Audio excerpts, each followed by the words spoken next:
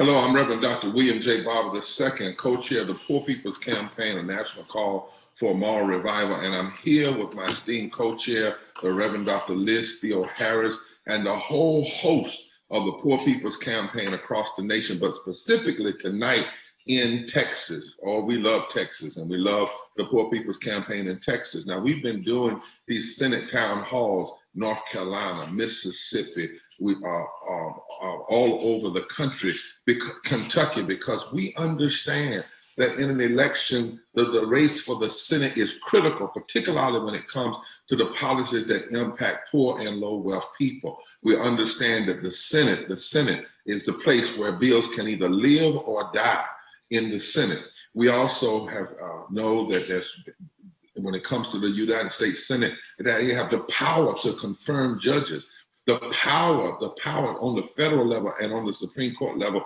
which lasts for a lifetime. I mean, think about that. 100 people have the power to give somebody power over our judicial system for their entire life. Their entire life. That is an enormous amount of power. Some say the body of this world of the 100 most powerful political people in this world.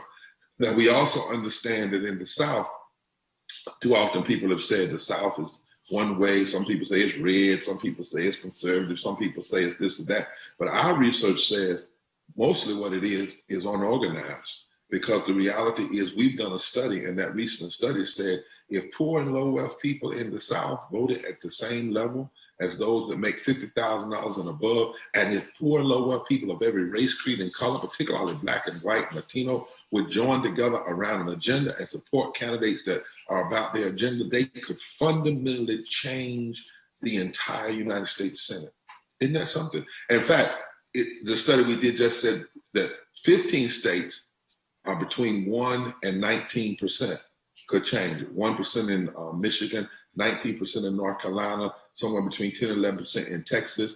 And wait, Texas? Yeah, our study actually shows that poor and low wealth people organized around an agenda and voting could fundamentally shift North Carolina and Georgia and Florida and Texas. Yes, southern states that are often not talked about in this thing. Poor and low wealth people coming together across lines of race and color and creed and class and sexuality have the power to do this.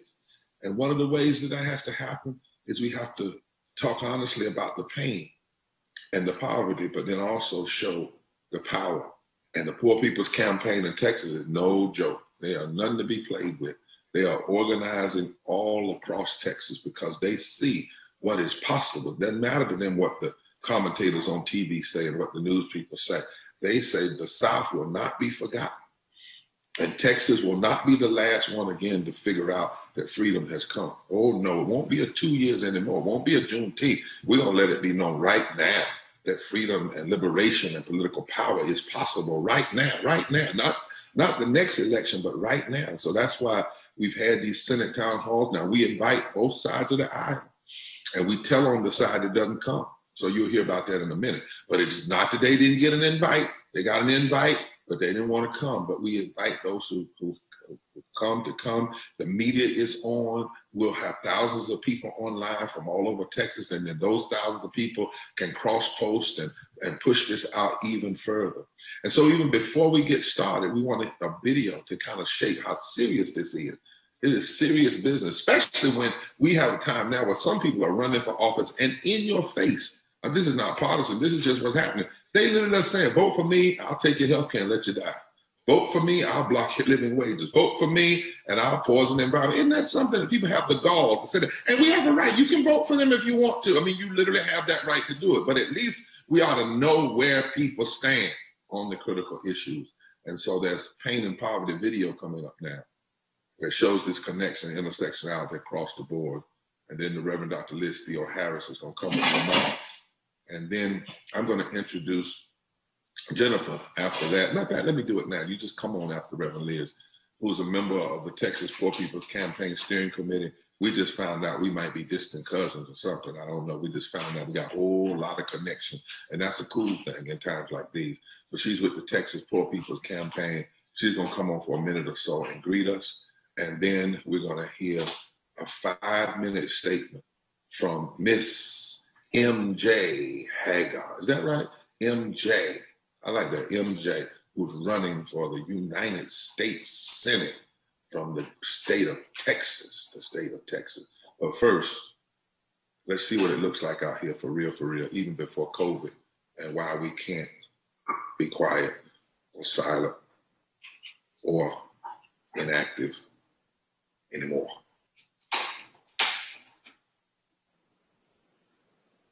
I worked 41 years in the coal mines. I have black lung, and it's just unfathomable what these poor coal miners have to go through in order to get what they have worked for and deserve. At one time, poverty was a temporary condition. You were on a down slope for a minute, but you could bounce back up. We can't bounce back up today. It's permanent. We're not going back to the factory and building cars and trucks like we once did. A job working at McDonald's or the grocery store doesn't pay enough for one person to live. We work a 40-hour work week. Still not enough. Living from paycheck to paycheck. Rent is $600 a month. We got water bill, electricity. I do this for my kids, and it hurts. I'm 46 years old. I've lived in poverty here in West Virginia every day of my life. And I'm working. I am working poor with a bachelor's degree. I'm doing the best I can with what I have. We were in the height of mass water shutoffs. This entire neighborhood was shut off all at one time. I saw all my neighbors get shut off right in front of me. It was kind of terrifying. I'm 42 years old, and I'm a cashier at McDonald's. I had lost my house. You're welcome to come inside.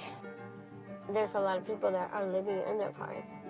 You never notice until you're in the same situation. I don't have stuff to give my children. I'm paying all these bills, and they need school clothes and stuff. So they be asking me for, I can't give it to them. Now I'm a Kansas farmer's wife. Kansas farmers are committing suicide. Why? They're usually in debt up to their eyeballs. I see poverty in my own community. You know, there's a 70% unemployment rate in the reservation right now. Here in New York City, we're home to millionaires and billionaires, and we have so many people living in the street, and that's just not right. I've been a homeless veteran twice, lived in a shelter. I've been living down here since I was 17. My only chance of going to college was joining the Army. We are demanding that we stop the war on our poor. 700,000 people in this country are on the verge of losing their food stamps. This budget calls for shrinking the social safety net programs like Medicare. I just know that everything that's happening to us isn't right. I'm in stage 5 of kidney disease. I fell behind on my health care, and they canceled my health insurance, and they told me I have to wait until open enrollment. There's only 5 stages of kidney disease, and I'm in the 5th stage. Murder, it's murder. You know, if you ask me, it's murder. I lost a son to gun violence, and I lost a daughter. No parent should have, in America, should have to bury their child for a lack of medical space. I'm wailing because my children My God. are no more. My God. My God, Kelly. Well, I'm wailing, y'all. Wailing. Because my babies ain't no more. How many more babies? How many more children? No more.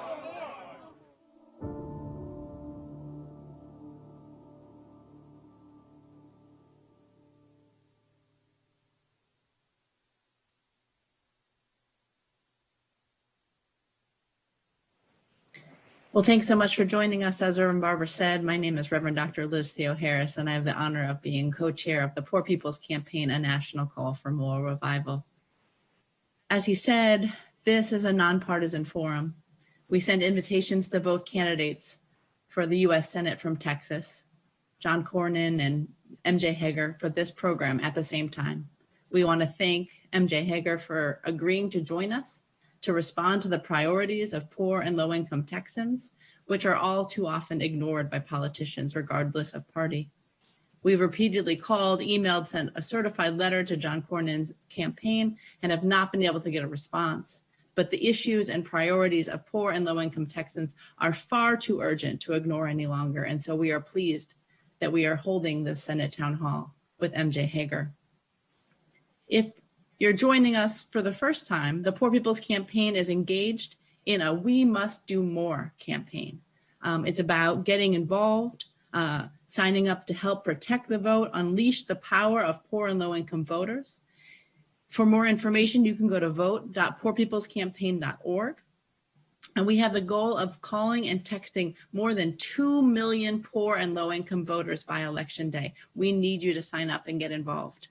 If you're part of a faith community or our community organization, you can also make the prophetic pledge and continue mobilizing voters and participating in the text and phone banking, as well as a more faithful month kind of observance that we're doing. You can also go to find out more about that at vote.poorpeoplescampaign.org. Now I want to turn it over to our leaders from Texas who are going to welcome us to this town hall. And I thank everyone for joining us this evening. And just before Ms. Winbush comes, Liz, I forgot to mention, you brought it up, but thank you for bringing it up. We're calling 2 million people, and people should know hundreds of thousands of those will be in Texas, because Texas is one of those 8 states, one of those 10 states that we're focused on. So people ought to know that, and they can join in. If you're listening in on this call tonight, you can join in and continue to sign up. Thanks, Liz, for saying that and reminding us. Yeah, that's a huge effort. It's never been done before, not this way, to really call on poor and low-wealth people to be engaged. Jennifer, Sister Winbush. Yes, good evening. A special thanks to everyone for being here tonight. I'm Jennifer Wimbish of the Steering Committee of the Texas Poor People's Campaign. We are here tonight because we have to be heard. Did you know, or have you thought about, as we sit here tonight, there are 12.6 million people that are poor or low income in Texas.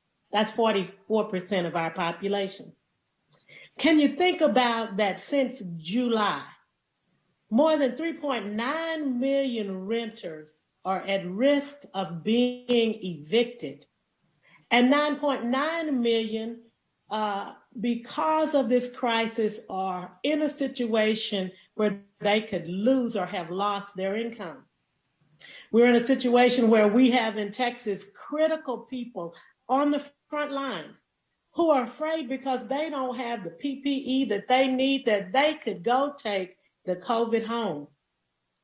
We are a state that is sickening tired of being tired. The Texas Poor People's Campaign has been diligently registering people to vote across 6 regions in our state.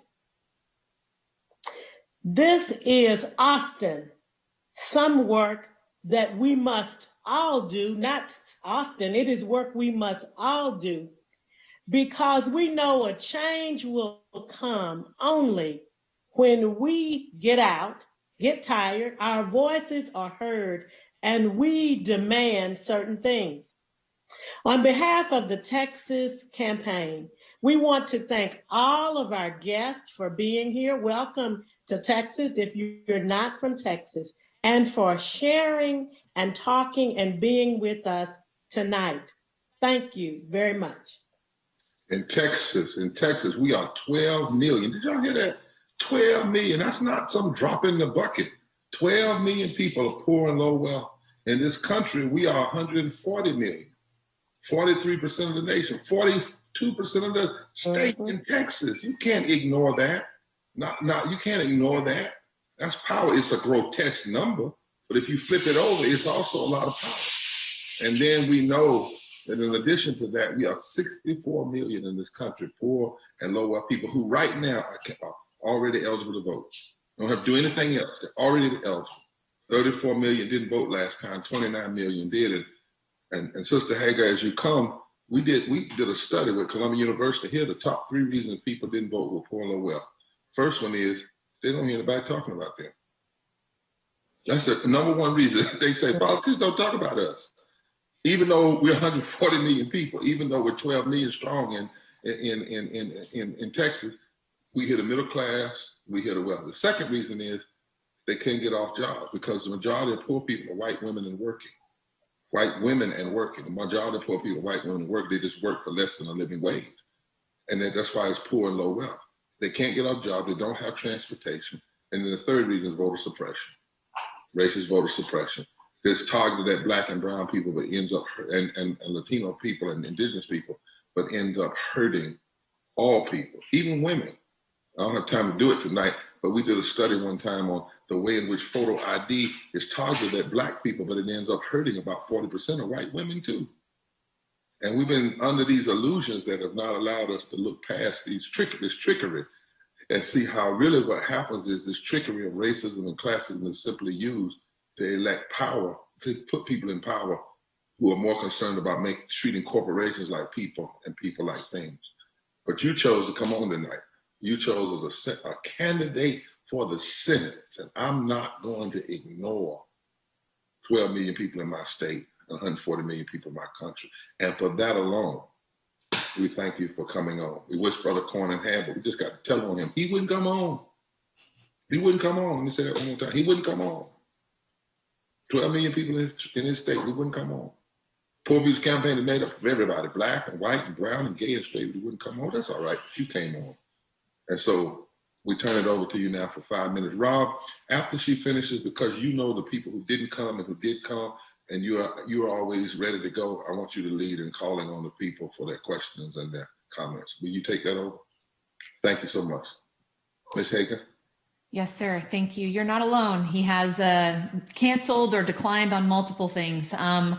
But definitely we are used to our pleas falling on deaf ears, but that doesn't mean we have to put up with it anymore here in Texas. So thank you, everybody, for being here today and for all of the hard work that y'all are doing to fight for regular, hardworking, everyday people.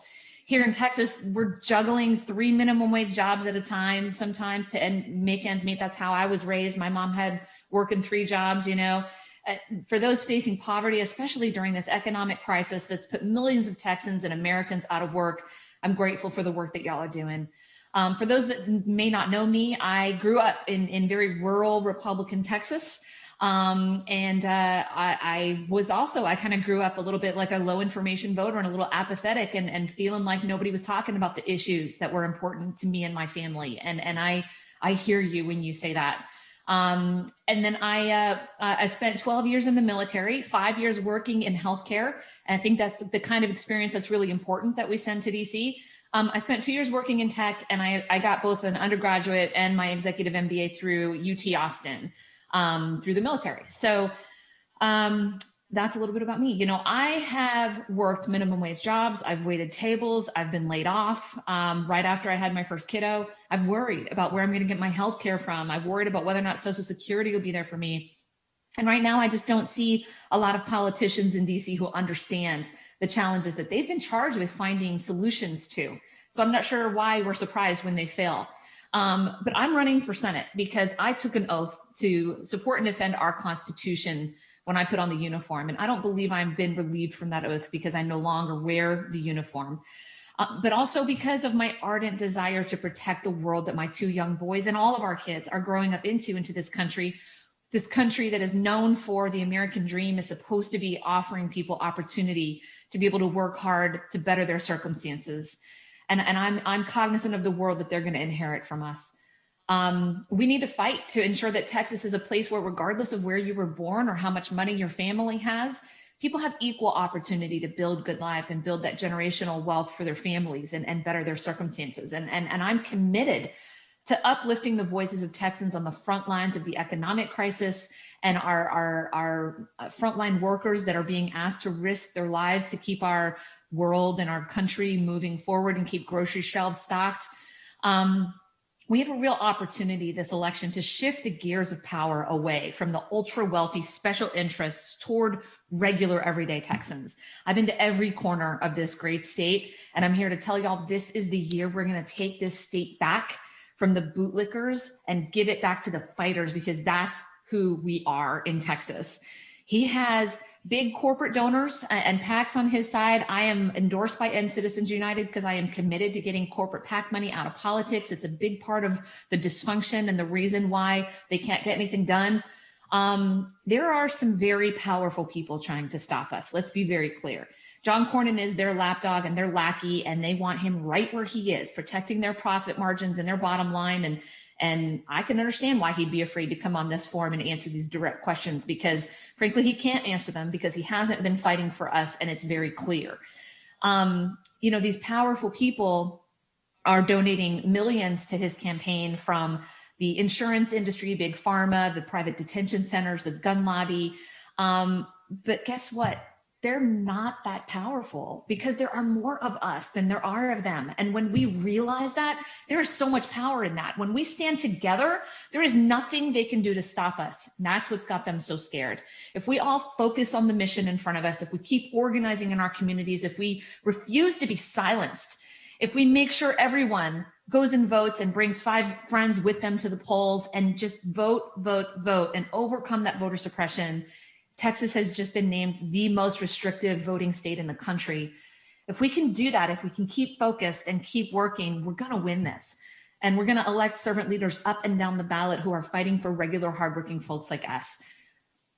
I'm telling y'all, we need to elect people who can commit to bringing the voices of regular people to DC instead of acting like they're going to go to DC and speak for us and have the ego to think that they're going to come up with all the solutions on themselves. We've got to be having conversations like these we're having tonight so that we can voice the solutions and our leaders can take those solutions to DC. Thank you. Thank you so much, Ms. Hegar, for that opening statement. We're now going to hear from Werner Mancia, who is a student at Houston Community College. He will introduce himself in English and Spanish, and then also ask the question in English and Spanish. Werner, if you would come off mute and introduce yourself.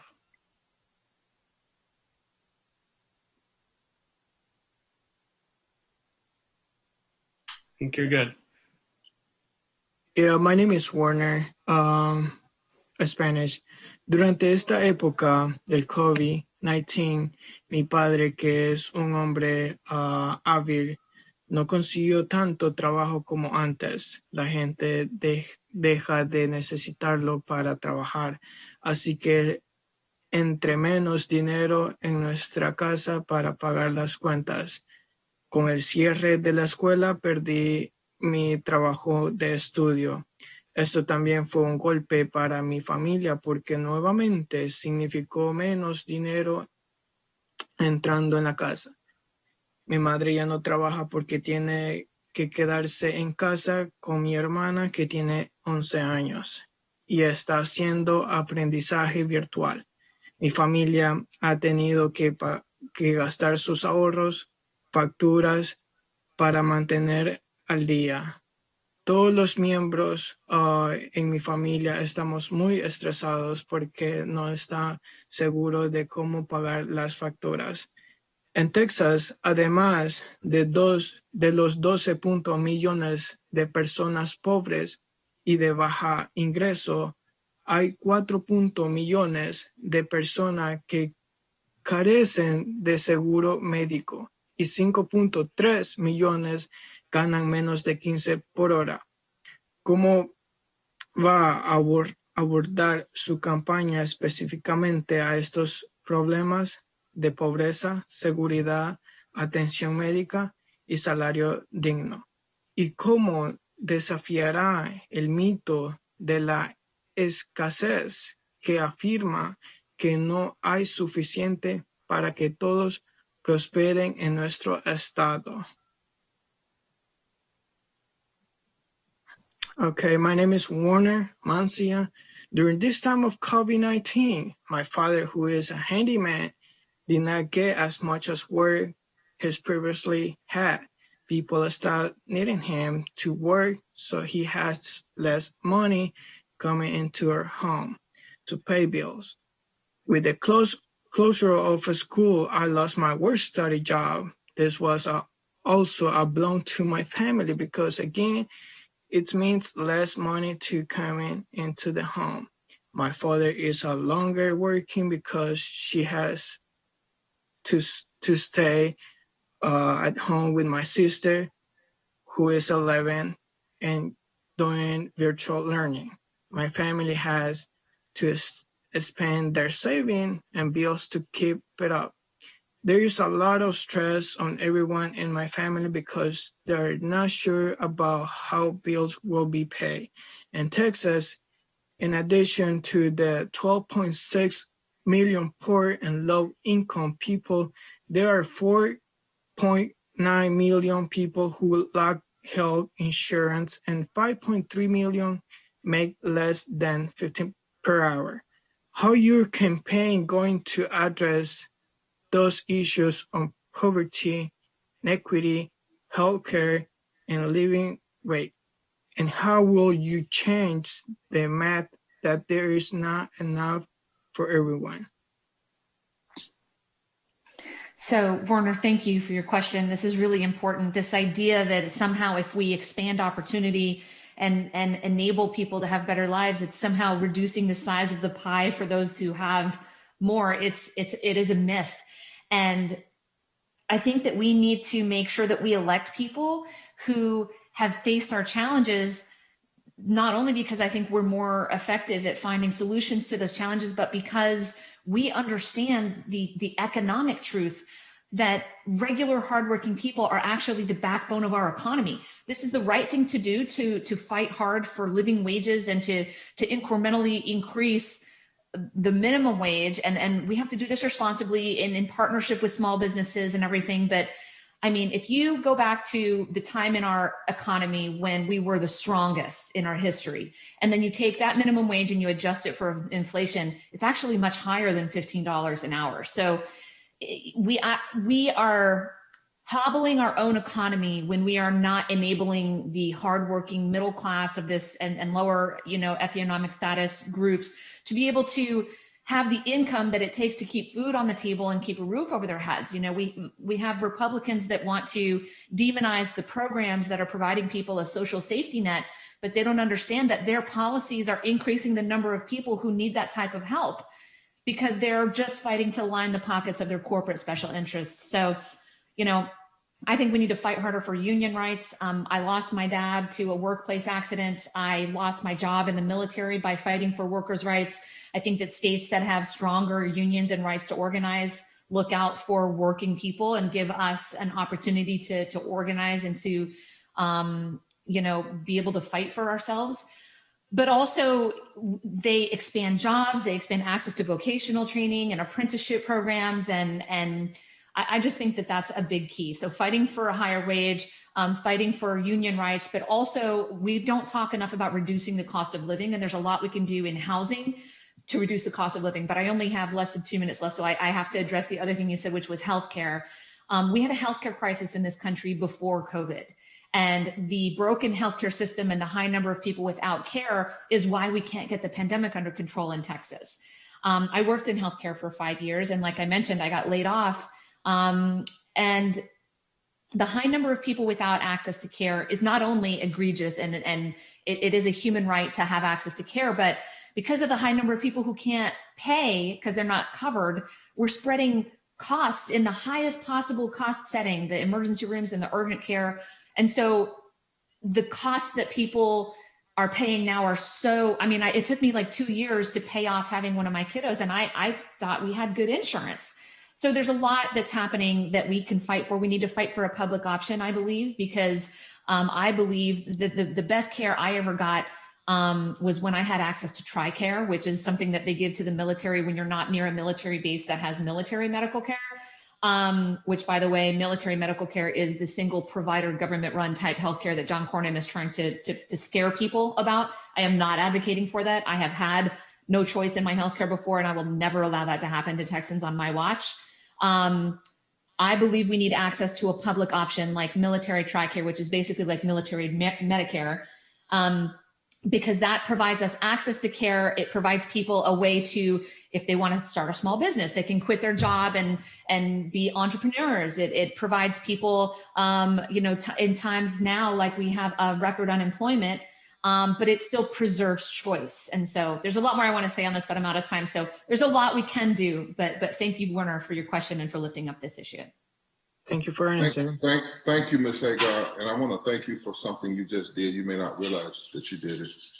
You've been one of the first candidates to say, look, we had a crisis before COVID.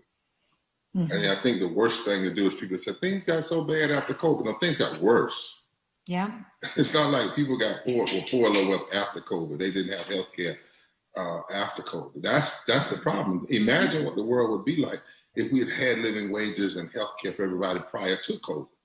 That's really a question. The second thing that you just said, which is important, is the fact that if you actually index this thing based on inflation from the time the first poverty measurement was done, which was actually inadequate at the time because people were fighting it even then.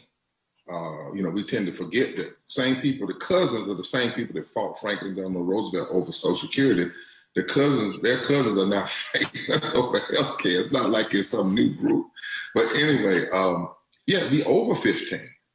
But the other thing is that there's no evidence that if you raise the minimum wage to 15, you're going to lose jobs. Because in fact, what you're going to do is put $68 billion into the economy and immediately remove 49 million people from low wealth, poverty and low wealth. Think about that. With just one policy, you could cut 49 million people from poverty and low wealth and infuse $368 billion into the economy. That's the kind of analysis we do in the Poor People's Campaign. As Liz likes to say, we don't go out here and holler and scream and not know what we're talking about.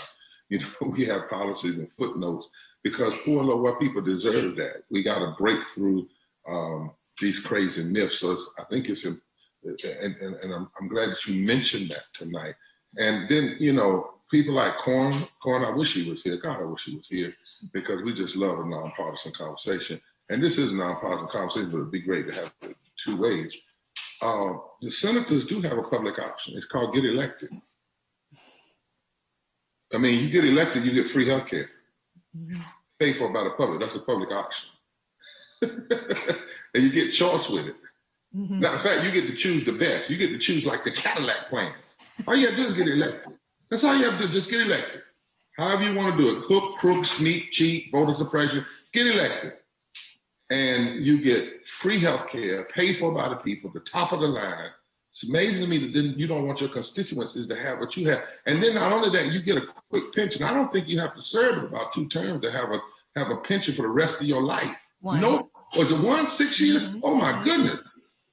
Yep. John Cornyn is on 3 taxpayer-funded pensions right now that he's currently receiving. He's not worried about Social Security. Now, I mean, so you want to fight people's living wages. You don't want people to have paid sick leave, unemployment, even in Mr. COVID. You get free health care, and all you have to do is serve 6 years. Just make it. You don't even have to be a good senator for 6 years. You don't have to pass a doggone piece of legislation. You be the worst senator. You can run and not get reelected. But for 6 years of public service, you get a pension the rest of your life, but then you want to block 12 million poor and low wealth Texans from having the basic set. Somebody ought to say something. And we're just talking about what we're talking about and raising these issues. Rob? Thank you. We'll now hear from Marsha Jackson, who is a community activist in the Dallas-Fort Worth area. Ms. Jackson, introduce herself and then ask the second question. Thank you, Rob. Good evening. My name is Marsha Jackson. I'm co-chair of Southern Sector Rising and spokesperson for Neighbors United community in the Flora Florence neighborhood. Neighbors United includes me, my family, my neighbors near Shingle Mountain, the 198,000 tons of Shingle Mountain created by Blue Star Recycling. Our lives are feeling the impact of the polluted particles since January 2018. This company began taking in roofing shingles, supposedly recycling, grinding up the shingles to selling for use on roads and highways, which never happened. Shingle Mountain pollutants particles are airborne, which we experience coughing up black mucus from the roofing shingles. These shingles are contaminated and full of fiberglass. Daily, you are you are inhaling fiberglass, inhaling pollutants, taking your breath, affecting your throat, irritation from the fiberglass, and inflaming our vocal cords. The kids can't go outside daily without having to take breathing treatments. Shingle Mountain was created in the Black and Brown community, allowing this pollutant to affect our health frequently. Our call to action will continue, and we will also continue to bring attention to zoning discrimination in Black and Brown communities.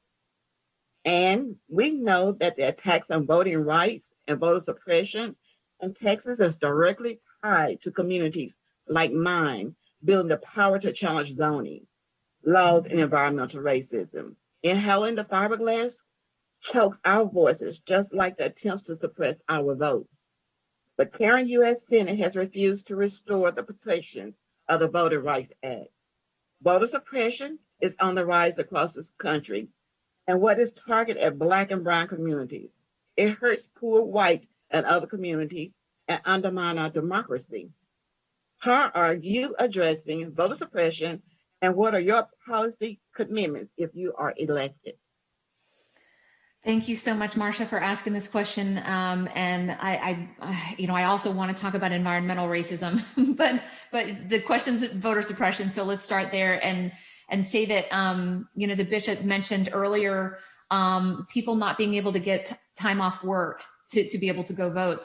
And when I'm talking to some well-intended people, they want to really get behind making Election Day a holiday. And I got to tell you, I support that. But having worked in the type of jobs that don't work bankers' hours, I know that having Election Day as a holiday isn't going to mean much to a lot of the people that we're talking about who don't actually get holidays off from work, people waiting tables and things like that. So there's so much that we need to do. Texas was just cited as the state with the most restrictive voting in the country. I knew we had bad voter suppression in Texas. I didn't realize it was the worst in the country. And so, I've been very passionate about the things that we need to do. We need to, first of all, from the Senate, what we can do is call it the John Lewis Voting Rights Act and vote for it. There's a lot in Mitch McConnell's legislative graveyard that could be helping people, right? But we got to get the Senate back up and running again, where we're actually passing bills. I think there's something like over 500 bills sitting on Mitch McConnell's desk that haven't gotten a vote. But there's, right now in Texas, we have, you have to register 30 days ahead of time. A lot of states have online registration. A lot of states have same day registration. There are people getting their ballots rejected for a signature being wrong or not looking the same or something like that. It's like sometimes there's little data discrepancies, and they are under no obligation to notify us. We're one of only 6 states that hasn't relaxed restrictions for vote by mail in the middle of a pandemic. So there's a lot that we need to do, and we need to recognize that this does disproportionately impact communities of color. For example, Black residents of entirely Black neighborhoods waited 29% longer to vote and were 74% more likely to spend more than 30 minutes at their polling place relative to entirely white neighborhoods. So this is a real crisis. It is intended to target communities of color and poor communities. And I think that there's a lot that we can do, but step one is electing people who recognize that our democracy is healthier the more people who take part. And we need to single out elected officials who are clearly afraid of being held accountable for their failures and being voted out. Whether that means, counting for the census or voting suppression. We have to end gerrymandering. It's a little bit of a cart before the horse situation because we have to win these races in order to end the voter suppression. So I think we just have to outwork them right now and flip our state house, which is where a lot of the voter suppression comes from. We need to elect good people up and down the ballot. We need to get our judiciary back to a place where it's objective and unbiased. It's becoming more and more partisan. And a lot of these battles are going to be lost in the judiciary. So there are people on the ballot for the Texas Supreme Court and other judicial races. I'm going to encourage everybody to, I know everyone has a full plate, has a lot going on, trying to keep food on the table. I'm with you on that. But go and do a little bit of research of the people that are on your ballot, because not everybody has a political party by their name. But focus on those down ballot races too. The lower down the ballot the race is, the higher direct impact to your life that race has, and the more likely you are to have less information about that person lower on the ballot. So please do that. We have to elect people who are not afraid that more people are going to vote. We have to elect people who want a democracy in which more people are participating. And if you are planning on going and serving your own self-interest, then you want as few people voting as possible. If you are planning on going and fighting for people, you want as many people voting as possible. And that's who we need to seek out and support. May I ask one follow-up to that before Reverend Liz comes with the final questions? I think, Rob, if I'm not mistaken. Yeah, she'll come with the final questions, and we're running at 45 minutes now. So check. MJ, there are, if you don't mind me calling you MJ. Oh, please do, sir. There are, today, I'm gonna give you a number, 2,677. I give that number to every person running for the Senate, 2,677. And then I give them this number, 24 hours. 24 hours is the length of time that Strom Thurmond blocked the Civil Rights Act of '57. He filibustered it. 2,666 days is the number of days Mitch McConnell has refused to pass the Voting Rights Act and even allow a vote. Since June 25th, 2013, when the 5 members of the Supreme Court gutted it, and Ruth Bader Ginsburg said it was like taking off and putting down an umbrella in the midst of a rainstorm, which then allows, like the Texas legislature, to pass bills. They get implemented before they're blocked by the Department of Justice. Where are you standing on fixing the Voting Rights Act, of which Texas was once covered under that Voting Rights Act in Section 5 until June 25th, 2013? Yeah, I stand firmly in absolute demanding that we pass the John Lewis Voting Rights Act. Absolutely supportive. Thank you. Now we'll have Reverend Dr. Liz Theoharis, who will ask the next question. Okay. Thank you so much. So this next question is about the pandemic. We all are very aware and have even spoken to it this evening, that we're in the midst of a pandemic that has exposed the fissures of our society, fissures including systemic racism and poverty. 46% of Texas population, close to 10 million people have lost income due to this crisis. 53% of Texas poor and low-income households have experienced a loss of employment income.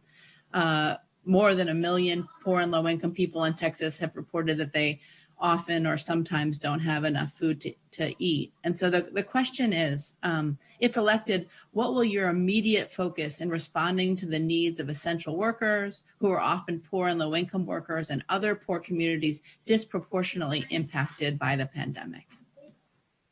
Yeah, I do everything I can to meet with and lift up the voices of frontline workers as often as I can. I recently just had a healthcare frontline worker press conference. I think it was 2 days ago.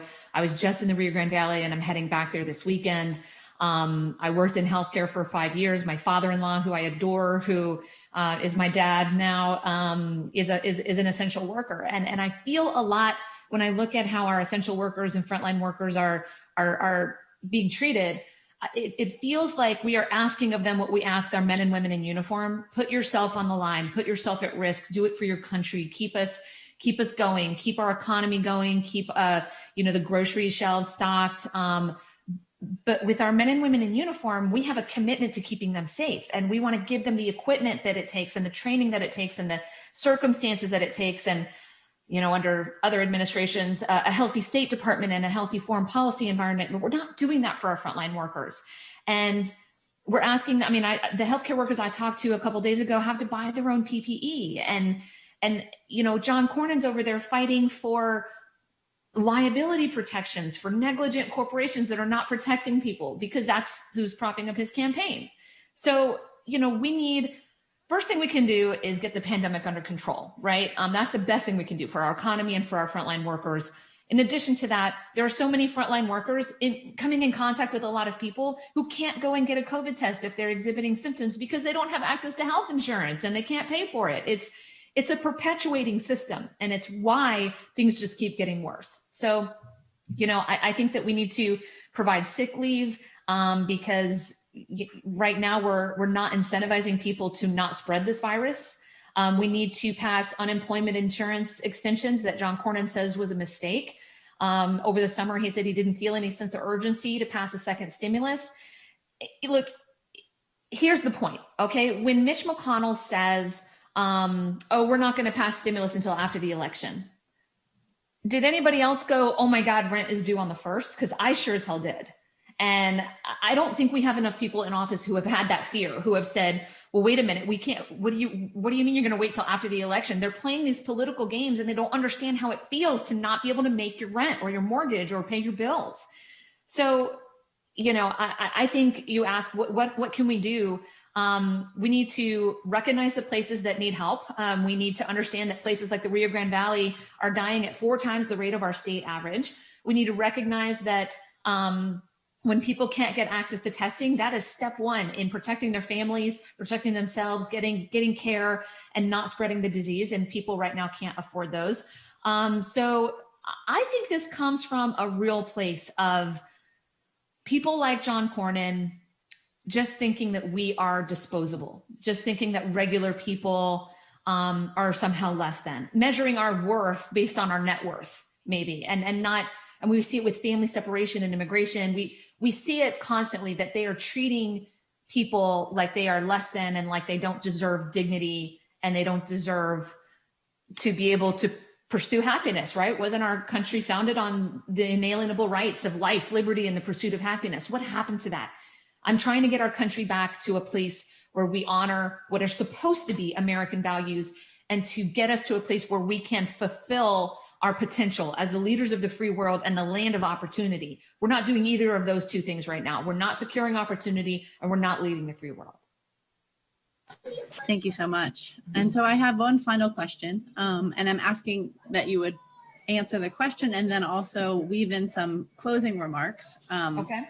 And you know, whatever you choose to say. But the final question is, how do you define systemic racism?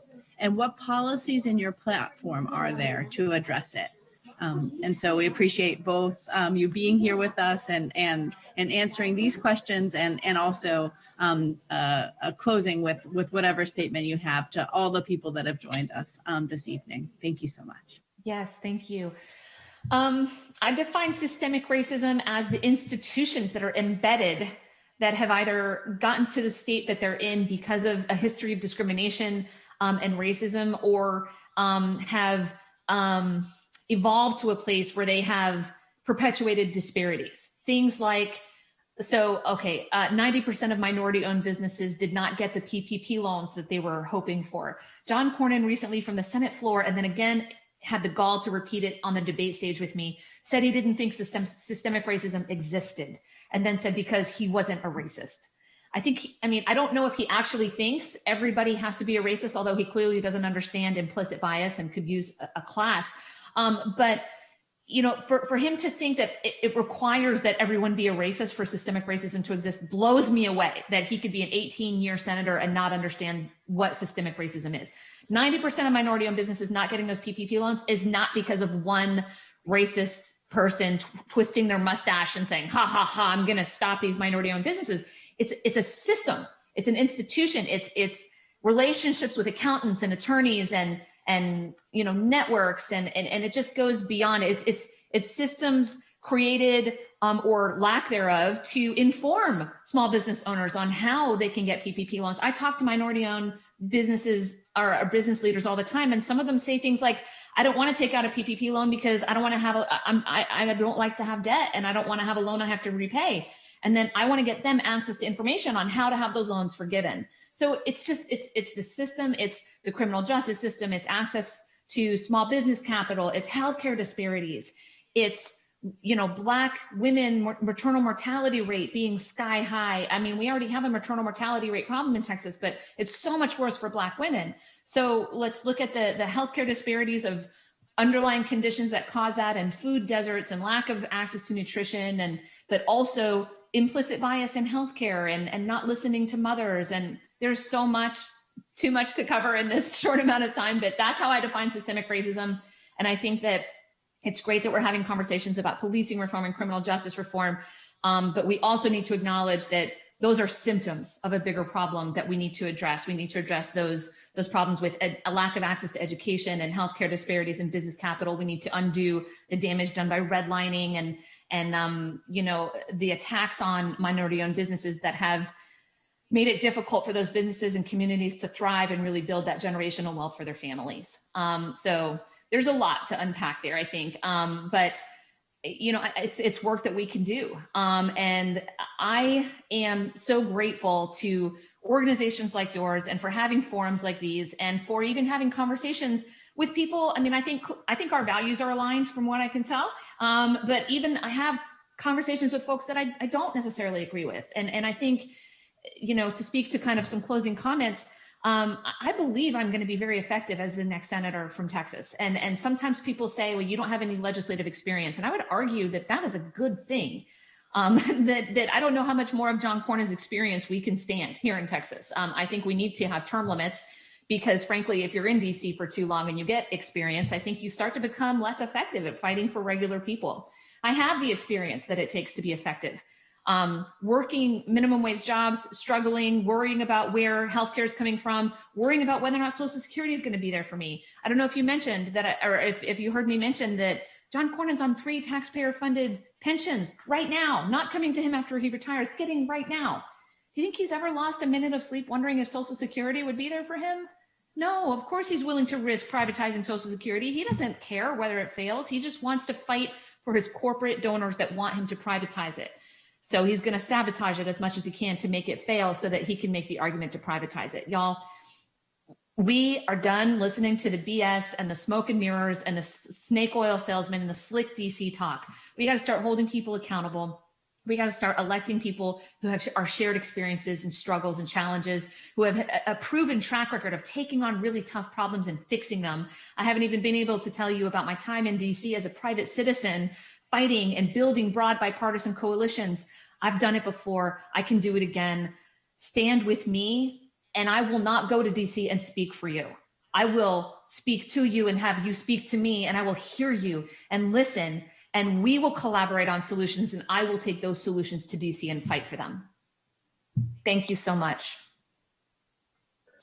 Well, we just want to thank you once again for listening and responding to the questions, to the concerns, to the demands of poor and low income Texans, poor and low income Americans. And again, as we started out this program, we said that, who holds the key to transforming the entire political landscape is poor and low income people. The 64 million eligible poor and low income voters in this nation who have the power. It's in our hands. And that's why the Poor People's Campaign, a national call for moral revival, is doing more. We're mobilizing, we're organizing, we're registering, and we're educating people for a movement that votes. And so we want to thank MJ Hegar profoundly and deeply for coming, for responding, for coming with policy solutions, actual solutions to the problems that people across Texas are facing. We want to thank all of the leaders of the Texas Poor People's Campaign who have helped to pull this together and share their stories and share their demands and share their vision for a more just country, a more just Texas. And so we want to thank everybody for being with us, for tuning in. As we say in the Poor People's Campaign, we're going to move forward together and not one step back. Hope that everyone has a safe and good evening and afternoon, and we'll see everybody going to those polls between now and November 3rd. Thank you so much, and have a great evening. Thank you. Stay safe, y'all. Thanks. Thank you.